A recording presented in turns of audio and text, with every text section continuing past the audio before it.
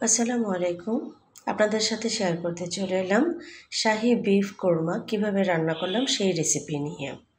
এটা হচ্ছে final look, আমি যা সার্ভ করেছি সবার জন্য। মাত্র একটি উপাদানকে বাদ দিয়ে কিভাবে বাকি উপাদানগুলি নিলাম এই রান্না করার জন্য, চলুন তা দেখে নেওয়া যাক। এখানে আমি নিয়েছি প্রায় 1 কেজির মতো গরুর মাংস। এখানে তেজপাতা, দারচিনি, সবুজ এলাচ এবং একটি বড় কালো এলাচ। এটা ধনিয়া এবং জিরার গুঁড়ো, সেই সাথে এখানে শুকনো মরিচ এবং কিশমিশ। এই রান্নায় অবশ্যই শুকনো মরিচটা আস্তে ব্যবহার করতে হয়।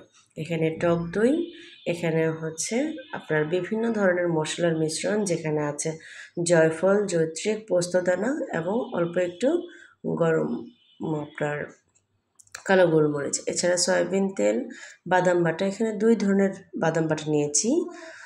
এছাড়া হচ্ছে আদা রসুনের পেস্ট, লবণ এবং গুলিয়ে রাখা দুধ।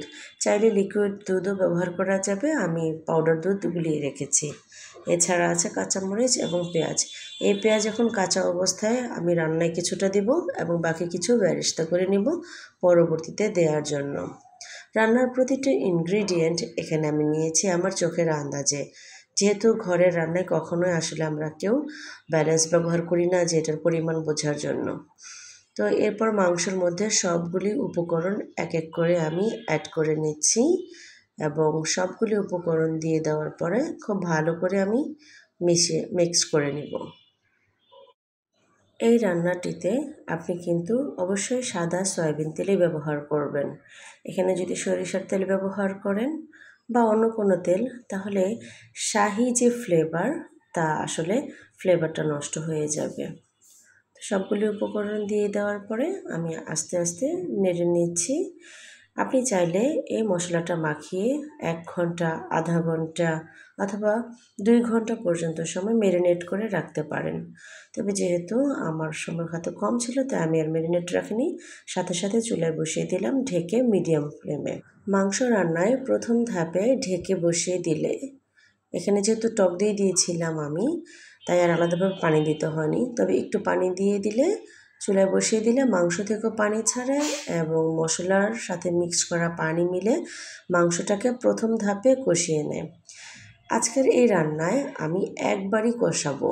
সাধারণত মাংস রান্নায় আমি 2 বার কষিয়ে নিই, কিন্তু আজকের এই রান্নায় যেহেতু আমার অনেকটা পরিমাণ টক দই ব্যবহার হচ্ছে এবং সেই সাথে আমি লিকুইড দুধও ব্যবহার করব এবং রান্নাটা হবে খুবই লো ফ্লেমে, তাই আমি একবারই কষিয়ে নিব।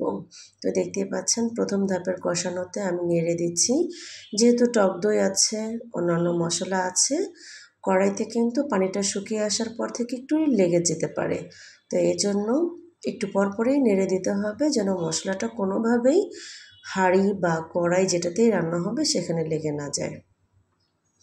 এই যে কষানো হয়ে যাচ্ছে এবং দেখতে পাচ্ছেন প্রায় তেল উঠে যাচ্ছে। অবশ্যই কষানোতে তেল ওঠা পর্যন্ত অপেক্ষা করবেন, তার আগে পানি দিবেন না। তো এখানে আমি দিয়ে দিলাম কিছু সেই মশলাটা যেটা আমার ছিল, গোলমরিচ, জয়ফল, জয়িত্রী, সেই সব মশলাগুলি। তো এই মশলা দিয়ে আবারও একটু নেড়ে দিচ্ছি এবং আবার এটাতে আমি যেটা লিকুইড আমরা পানি ব্যবহার করি, তার বদলে দিয়ে দিচ্ছি লিকুইড দুধ। কোরমা রান্নায় কখনোই নর্মাল পানি ব্যবহার করবেন না ঝোল হিসেবে, অবশ্যই দুধ ব্যবহার করবেন, নয়তো কোরমা সেটা আর কোরমা থাকবে না, নর্মাল একটা তরকারি, মাংসের তরকারি হয়ে যাবে। তো দেখতে পাচ্ছেন কতটুকু পরিমাণ দিয়েছি। আপনি চাইলে 1 কেজি মাংসে প্রায় আধা লিটার, আমি 500 গ্রামের মতো দুধ ব্যবহার করতে পারেন। তো আমি এখানে সেই পরিমাণেই আন্দাজ করে বানিয়ে নিয়েছিলাম এবং দিয়ে দিলাম। এই রান্নাটা এখন লো ফ্লেমে হবে এবং একটু পর পর আমি এটা নেড়ে দেব।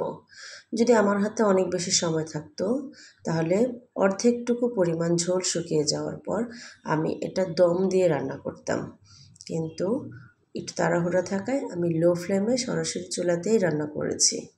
এই মাংস যেহেতু ঝোলের পরিমাণ কম, তাই এটা লো ফ্লেমে রান্না করলে মাংসটা সেদ্ধ হয়ে নরম হয়ে যাবে। শাহি বিফ কোরমা বা শাহি যে কোনো খাবারের একটি উপাদান হলো কেওড়া জল, গোলাপ জল। তো বাজারে এমনিতেই কেওড়া জল এবং গোলাপ জলের মিশ্রণের কোটা পাওয়া যায়। তো সেটা এনে 1 টেবিল চামচের মতো ব্যবহার করলেই যথেষ্ট, যে শাহি ফ্লেভার সম্পূর্ণভাবে এনে দিবে। তো আমি এটা যখন দিলাম, পানি কিন্তু অনেকটুকুই, মানে আধা আধি সময়ের মতো, পানি অর্ধেকটা শুকিয়ে এসেছে এবং এখনও অর্ধেকটা সময় বাকি আছে। এর মধ্যে আমি এটা দিয়ে দিলাম এবং এটা দিয়ে ঢেকে দেব তেল ওঠা পর্যন্ত। দেখতে পাচ্ছেন তেল কিন্তু অনেকটুকু উঠে এসেছে, কিন্তু তারপরও আমি আরও পানি শুকাবো এটাতে। এই রান্নায় যে একটি উপাদান আমি ব্যবহার করিনি বা উপকরণই যদি বলি, সেটা হলো চিনি। শাহি রান্নায় আপনার চিনির ব্যবহার মাস্ট, কিন্তু আমি চিনি ব্যবহার করিনি, কারণ এটা যদি চিনি দেওয়ার কারণে যদি যতটুকু মিষ্টতা বাড়বে তা আমার ঘরের কেউই পছন্দ করবে না। তবে আপনারা চাইলে এই পর্যায়ে 1 টেবিল চামচ চিনি দিয়ে দিবেন একদম পুরোপুরি শাহি ফ্লেভার আনার জন্য। তবে বাঙালিদের হিসেবে আমাদের যে মুখের টেস্ট, বিশেষ করে আমরা যারা বাংলাদেশি বাঙালি, তারা আসলে রান্নায় এই মাংস বা মাছ রান্নার মিষ্টতা স্বাদটা পছন্দ করি না। তো এটা স্কিপ করতে পারেন আপনি চাইলে, আমি যেমন করেছি। তো এই তো এখন নেড়ে দিচ্ছি আর একটু, এর ফাঁকে করে নিলাম পেঁয়াজের বেরেস্তা। তো এই যে তেল উঠে গেল, ঝোল কিন্তু অনেকটাই শুকিয়ে এসেছে, আর খুব বেশি সময় লাগবে না রান্না শেষ হতে, 5 মিনিটের মতো। এর মধ্যে দিয়ে দিলাম পেঁয়াজের বেরেস্তা। অনেকেই দেখবেন পেঁয়াজের বেরেস্তা রান্নার শেষে সার্ভিংয়ের সময় দিয়ে দেয়, কিন্তু আপনি অবশ্যই রান্নাটা শেষ করার আগে কিছু পেঁয়াজের বেরেস্তা এই রান্নায় ব্যবহার করবেন। এতে আপনার মুখে একটা ভিন্ন স্বাদ আপনি টের পাবেন।